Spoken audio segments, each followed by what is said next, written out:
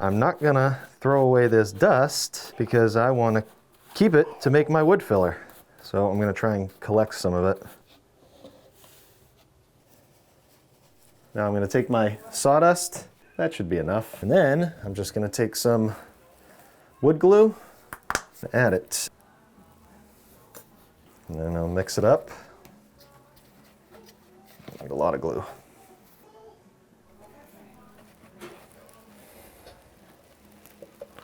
Okay. Want it to about that consistency.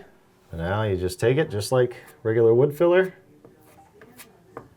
Fill everything in. I'll do these cracks too. I'm not gonna do up against here. I'm gonna caulk that in. That would be very hard to sand, so keep that in mind. You can overfill it like that and sand it off. Now it's not gonna be exact. It'll look better than a gap. This seam right here, this whole seam here, this is gonna be a little tricky to sand right in that corner.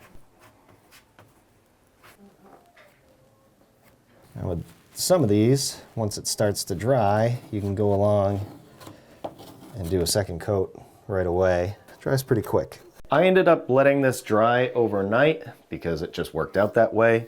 With this particular glue, this is a fast setting glue, so it could be an hour or two that you could sand this out. But you're gonna wanna check the label of whatever you're using to tell you when this will be dry.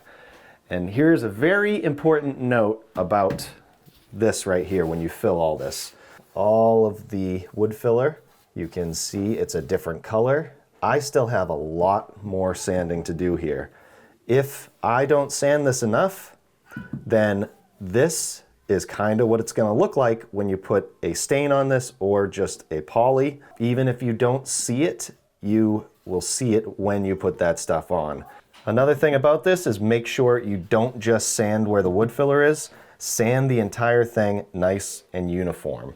Because if you don't, again, just that part, since you sanded it differently, it could show a difference being lighter or darker. It might highlight it. And also make sure you're changing the sandpaper out enough as it becomes ineffective, wears out, and you don't want to burn anything.